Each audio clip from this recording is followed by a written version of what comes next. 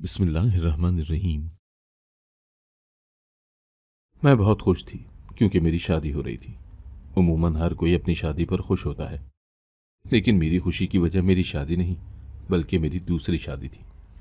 मुझे यकीन ही नहीं आ रहा था कि मेरी दूसरी शादी हो रही है, और वो भी इतने जवान और हसीन मर्द से।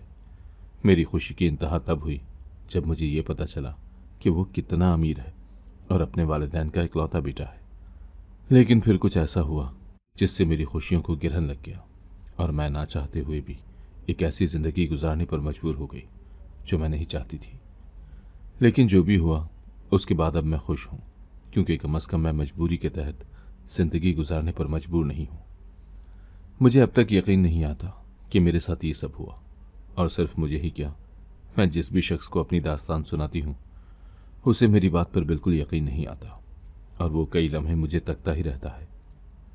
मेरी ज़िंदगी के हसीन दौर का आगाज़ तो मेरी पैदाइश के साथ ही हो गया था, क्योंकि मेरी पैदाइश एक ऐसे घर में हुई थी जहाँ ना सिर्फ औलाद से मोहब्बत की जाती है बल्कि उसकी हर ख्वाहिश पूरी की जाती है। मैं मुंह में सोने का चम्मच लेकर पैदा हुई थी। मेरे घर वालों को बस न चलता कि मेरी वो ख्वाहिशात भी पूरी कर दें जो मेरे दिल के खानों में अभी पनपना भी शुरू नहीं हुई। एक तो मैं घर भर की इकलौती बेटी, ऊपर से इतने सालों की मुरादों के बाद दुनिया में आने वाली औलाद, तो मेरी अहमियत खुद ब खुद ही कई गुना बढ़ गई। मेरे ख़ानदान में लड़कियों की तादाद ना होने के बराबर थी, लिहाजा मैं जहाँ जाती मुझे वहाँ अहमियत दी जाती, और फिर कुछ मेरे अंदाज भी दिल को मोह लेने वाले होते। वक्त तेज़ी से गुजरता गया और घर वालों के प्यार ने मुझे ये समझाया कि मैं दुनिया में जो चाहूँ वो हासिल कर सकती हूँ। मैं ये भूल गई कि दुनिया का उसूल ये नहीं है और दुनिया का निज़ाम ऐसे नहीं चलता है। मैं सोचती कि मैं जो कहूँगी वो हो जाएगा, लेकिन जब मैं दुनिया से रोशनास होने लगी तो अक्सर मुझे मेरी मर्जी के खिलाफ काम करना पड़ता, या अक्सर किसी दोस्त या उस्ताद से अपनी किसी बात पर मनफी जवाब सुनना पड़ता, और ये बात मुझे पागल कर देती कि मेरी बात नहीं मानी जा रही। जिस दिन कुछ ऐसा होता मैं घर आकर घर वालों को खूब परेशान करती, और वो मुझे खुश करने के लिए हज़ारों जतन करते। वो चाहते कि मैं हमेशा खुश रहूं, लेकिन उन्हें इल्म न था कि उनकी इस लाडली के नसीब में कैसे दुख देखना लिखा है। वक्त गुजरता रहा और मैं देखते ही देखते स्कूल से कॉलेज आ गई। अब मुझे अचानक ही जॉब करने का ख्याल आया, और ख्याल क्या आया, गोया जुनून ही चढ़ गया। मेरे वालिद चाहते थे कि मैं उनके ऑफिस में काम करूं, लेकिन उन दिनों मैं खुद से कुछ कर दिखाना चाहती थी, लिहाजा अपने आप पर यकीन रखकर जॉब की तलाश में निकली। 2-3 दिन की नाकामी के बाद मेरे अंदर गुस्सा बढ़ने लगा, जिसका इलाज करने के लिए मेरे वालिद ने अपने दोस्त के ऑफिस में बात की और मुझे लाइल्म रखकर यह कह दिया कि यहाँ इंटरव्यू है, कोशिश कर लो। मैं वहाँ गई तो बिल्कुल पुरुमीद नहीं थी, लेकिन मेरी तवक्को के बरक्स उन लोगों ने मुझे ना सिर्फ जॉब पर रख लिया बल्कि अच्छी तनख्वाह भी दी। खैर, तनख्वाह जितनी भी अच्छी होती, मैं यहाँ पैसों के लिए काम नहीं कर रही थी। इतने पैसे तो मैं अपनी एक पार्टी में उड़ा दिया करती थी। बहरहाल मैंने काम शुरू किया और साथ साथ पढ़ाई भी जारी रखी। मेरे सर पर पहाड़ तो तब टूटा जब मुझे यह अंदाज़ा हुआ कि ये काम किस कदर मुश्किल है, और 2 हफ्तों में ही मैंने डिसाइड कर लिया कि मैं ये जॉब नहीं करूँगी। इसी बात को मद्देनज़र रखते हुए मैं अपने बॉस के ऑफिस में गई तो मैंने देखा कि वहाँ मेरे वालिद बैठे हुए थे। मैं उनके सामने बात नहीं करना चाहती थी, लिहाजा वापस जाने के लिए मुड़ने लगी, लेकिन मैंने उनकी बातें सुन ली जिन्होंने मुझे रुकने पर मजबूर कर दिया। मेरे वालिद अपने दोस्त का शुक्रिया अदा कर रहे थे कि उन्होंने मुझे बगैर किसी तजुर्बे के जॉब दे दी और मेरा दिल टूटने से बचा लिया। ये सुनकर मेरा दिल टूट गया कि मेरी ये जॉब मैंने खुद हासिल नहीं की, बल्कि मेरे वालिद की वजह से मुझे ये काम मिला है। दरअसल मेरे वालिद बहुत मशहूर थे, इसीलिए मुझे हर कोई उनके नाम से जानता था, जबकि मैं अपनी पहचान बनाना चाहती थी। लेकिन यह जॉब इस बात की पहली सीढ़ी थी और मैं यहीं नाकाम हो गई थी। मैं उस वक्त गुस्से में वहाँ से चली गई और कुछ देर बाद अपने बॉस के ऑफिस में आकर उन्हें बताया कि मैं कल से ऑफिस नहीं आऊँगी। मुझे लगा था कि एक सीधा साधा सा मामला है, लेकिन ऐसा ना था। मेरी बात के जवाब में मेरे बॉस ने जो कहा वो मेरे होश उड़ाने के लिए काफ़ी था।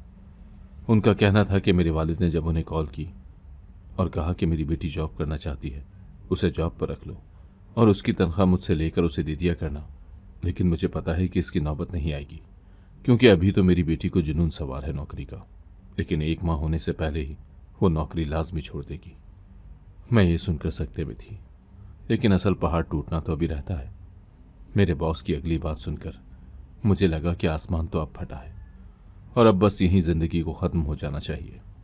मेरे बॉस ने मुझे कहा कि मेरे वालिद और उनमें बिजनेस की वजह से हमेशा मुकाबला रहा है और ये मुकाबला अब शुरू नहीं हुआ, बल्कि पढ़ाई के दौर से चला आ रहा है। जहां मेरे वालिद इस मुकाबले को दोस्ती से ज़्यादा अहमियत नहीं देते हैं, वहीं मेरे बॉस बार बार हार का सामना करने की वजह से मेरे वालिद से नफरत करने लगे थे। लेकिन वो किसी ऐसे मौके की तलाश में थे जब मेरे वालिद को मुंह के बल गिरा सकें, और वो मौका मेरे बॉस को तब मिला जब मेरे वालिद ने उन्हें कॉल करके मुझे जॉब पर रखने का कहा। चूंकि मेरे वालिद तो बॉस को अपना दोस्त समझते थे, लिहाजा उनसे बहुत सी बातें करते थे, जिसकी वजह से मेरे बॉस मेरी नेचर से अच्छी तरह वाकिफ थे। और जब मैं उनके पास नौकरी के लिए गई तो जो एग्रीमेंट उन्होंने साइन करवाया उसमें लिखा था कि मैं ये जॉब अगले 5 साल तक नहीं छोड़ूंगी। अगर जॉब छोड़नी चाहिए तो उसके बदले में मुझे मेरी पढ़ाई छोड़नी पड़ेगी और अपने बॉस से शादी करनी होगी, और शादी के बाद तलाक तक मैं ना पढ़ सकूंगी और ना ही किसी और जगह जॉब कर सकती हूँ। गोया मेरे बॉस पहले से जानते थे कि मैं जल्द ही जॉब छोड़ना चाहूँगी, लिहाजा उन्होंने एग्रीमेंट में इस बात को शामिल कर लिया था। और मैं तो एक कॉलेज स्टूडेंट थी, ऊपर से मुझे इतना अंदाज़ा भी नहीं था, इसीलिए बिना पढ़े ही मैंने एग्रीमेंट साइन कर दिया। और मेरे वालिद ने मुझे ख़बरदार इसलिए ना किया क्योंकि उन्हें अपने दोस्त पर यकीन था। मैंने अपने बॉस से कहा कि मैं ये सारी बातें अपने वालिद को बता दूंगी और यहाँ जॉब नहीं करूंगी, और मेरे वालिद मुझे इस एग्रीमेंट से निकाल लेंगे किसी भी तरह।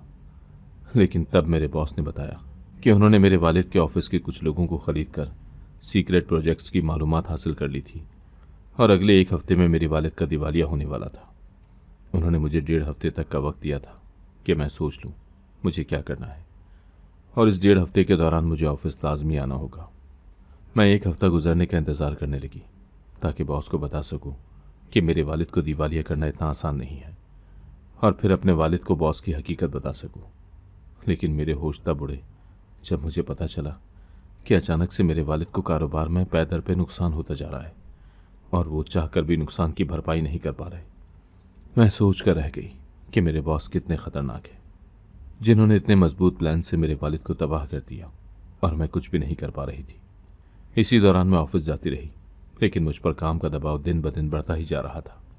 अब मुझे समझ में आया कि मेरे बॉस पहले दिन से मुझसे इतना ज़्यादा काम इसलिए करवा रहे थे ताकि मैं ये जॉब छोड़ने की बात करूं और वो अपनी शर्त मेरे सामने रखें।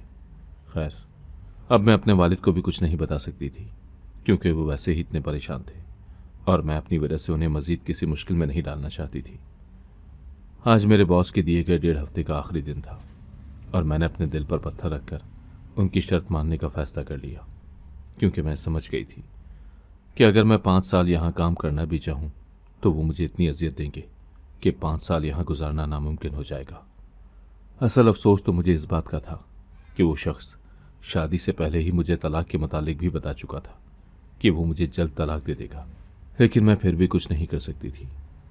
मैंने उन्हें जाकर बता दिया कि मैं शादी के लिए तैयार हूँ, लेकिन मैंने सोचा था कि मैं उन्हें उनके घर जाकर इस कदर परेशान करूँगी कि वो मुझसे आजिज़ आ जाएंगे, और अगर मेरे वालिद उनकी वजह से अजियत में हैं तो मैंने फ़ैसला कर लिया था कि मैं भी उन्हें अब किसी तौर खुश नहीं रहने दूंगी।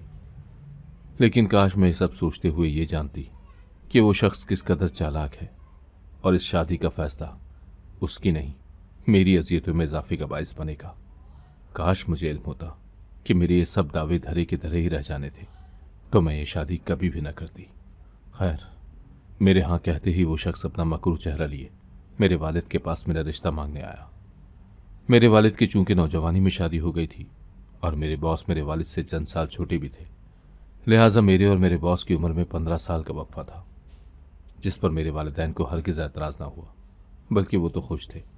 वो अपनी बेटी की शादी किसी ऐसी जगह कर सकेंगे जहां उनकी बेटी की हर ख्वाहिश पूरी होगी। लेकिन उन्हें क्या पता था कि ये शादी उनकी बेटी को खुशियां नहीं बल्कि दुख देने के लिए की जा रही है। मेरे बॉस ने जल्दी शादी का शोर मचाया और सादगी से ही हमारी 1 हफ्ते में शादी हो गई। शादी के दिन जब मैं रुखसत होकर अपने शौहर के घर गई तब मुझे पता चला कि मेरे लिए नई अज़ीतों का सामान मौजूद है, और मुझे पता चला कि हम लोग आज ही बैरून मुल्क जा रहे हैं और वहीं रहेंगे। ताकि मैं किसी भी परेशानी में अपने घर वालों से राब्ता न कर सकूं। मैं ये सुनकर सकते में आ गई। लेकिन मेरी ज़िंदगी में अभी तो दुख सिर्फ शुरू हुए थे। मेरे शौहर ने मेरा फ़ोन वहीं छोड़ दिया और हम दोनों उसी दिन बैरून मुल्क जाने के लिए फ़्लाइट में आ बैठे। गोया मेरे वालिदैन को इस सब की खबर थी कि शादी के तोहफे के तौर पर मेरे शौहर मुझे बाहर ले जाएंगे और वापस आकर वलीमा करेंगे। लेकिन मेरे वालिदैन को क्या पता था कि वलीमे की नौबत ही नहीं आएगी। मेरे शौहर ने मेरे घर पर इत्तला दे दी थी कि मेरा फ़ोन घर पर रह गया है, लिहाजा अब मेरे वालिदैन को जब भी मुझसे रब्ता करना हो वो मेरे शौहर के फ़ोन पर कॉल करें। हम जो ही उस मुल्क में पहुंचे तो वहां मेरे शौहर ने मेरे लिए एक और अजियत का सामान कर रखा था। मेरे शौहर ने वहां ले जाकर मुझे बताया कि वो पहले से शादीशुदा है, लेकिन उसकी बीवी बच्चे यहां रहते हैं और इसलिए ही मुझसे सादगी से निकाह किया और बगैर वलीमा किए मुझे यहां ले आया गया ताकि पाकिस्तान में किसी को भी इस बात का इल्म ना हो सके। मेरी सौतन से मेरे शौहर ने मेरा तारुफ बहुत ही बुरे अंदाज में किया और उसे बताया कि मैं इस घर में मुलाजमा के तौर पर रहूंगी और उनके बच्चों की आया बनकर उनका काम करूंगी। अब मुझे यहाँ एक नहीं 5 लोग हर वक्त तरह तरह से अजियत देते। कभी मेरे शौहर मेरे सामने मेरे वालिद की बुराइयां करते तो कभी मेरी सौतन मुझे तरह तरह के काम करने का कहती और कभी उनके बच्चे मुझसे बदतमीजी करते। मेरे लिए ज़िंदगी मुश्किल तर होती जा रही थी क्योंकि मुझे इन सब कामों की हरगिज़ आदत न थी। सोने पर सुहागा ये होता कि जो ही मेरे सब्र का पैमाना लबरेज होता और मैं रोती तो मेरे शौहर फौरन मेरे वालिद को कॉल लगाकर फ़ोन मुझे दे देते। नतीजतन मुझे अपने आंसुओं का गला घोंटकर मुस्कुराना पड़ता और ये सब करते वक्त मेरे शौहर हमेशा मेरे सामने रहते ताकि मैं अपने वालिदैन को कोई हकीकत न बता सकूं। मुझे समझ नहीं आ रहा था कि एक शख्स इतना गिरा हुआ कैसे हो सकता है। खैर, शादी को 1 माह गुजरा तो मेरा शौहर मुझे वापस ले आया और जिस दिन हम वापस आए उस दिन वो घर जहां मैं रुखसत हुई थी मेरे नाम कर दिया और कहा कि 1 माह मेरी बीवी और बच्चों की खिदमत करने का इनाम है ये, और मुझे तलाक देकर वो वहां से चला गया। मुझे तो ये भी इल्म न था कि वो कहाँ गया है, लेकिन 2-3 घंटे गुजरने के बाद मेरे वालिद और वालिदा मेरे घर आए। मैं उन्हें देखकर मचल गई और उनके सीने से लगने के लिए उठी कि मेरी वालिदा ने मुझे थप्पड़ मारकर खुद से दूर कर दिया। मैं उस थप्पड़ की वजह न जान सकी और सकते में आ गई। तब वालिदा ने रोते हुए बताया कि मेरे शौहर ने मुझ पर बदकिरदारी का इल्ज़ाम लगाकर मुझे तलाक दी है और फिर मेरे घर जाकर मेरे वालिदैन को ये बताकर उनकी बेइज्जती की और बैरून मुल्क चला गया दोबारा। गोया वो यहाँ सिर्फ मुझे तलाक देने और मुझ पर यह इल्ज़ाम लगाने वापस आया था। मैंने रोते रोते तमाम हकीकत अपने वालिदैन को बताई, लेकिन मेरी वालिदा ने किसी तौर मुझ पर यकीन न किया। मुझे यकीन ही न आया कि मैं जिन वालिदैन के लिए इतना कुछ सह गई वही मुझ पर यकीन नहीं कर रहे। कुछ ही देर में मेरे वालिदैन मुझे वहां पर अकेला छोड़कर चले गए। मेरे वालिद जाते जाते मेरे सर पर हाथ रख कर गए तो मुझे लगा कि वो मुझ पर यकीन कर रहे हैं और शायद नादिम है कि उनके बाइस मुझे इतना कुछ सहना पड़ा। मैंने उनसे पूछा कि वो वापस आएंगे मुझे लेने, तो वो सर हिलाकर चले गए। लेकिन अफसोस सद अफसोस कि मेरे नसीब में मज़ीद मुश्किलात लिखी थी। मेरे वालिदैन उस दिन घर ही ना पहुंच सके और रास्ते में ही एक्सीडेंट की वजह से मौके पर ही दम तोड़ गए। जब मुझ तक की खबर पहुंची और मैं रोते हुए अपने घर पहुंची तो मेरे घर वालों ने मुझसे ऐसा रवैया रखा कि मैं बमुश्किल वहां चंद घंटे ही रुक सकी। और जैसे ही मेरे वालिदैन की मैयत को उठाया गया मुझे भी उस घर से मजबूरन वापस आना पड़ा। मैं समझ चुकी थी कि अब इस दुनिया में मेरे लिए कोई रिश्ता नहीं बचा और अब मैं अकेले ही रहूंगी सारी जिंदगी। अब मैं दोबारा नहीं पढ़ना चाहती थी क्योंकि वैसे भी मेरे पास फीस भरने के लिए पैसे न थे।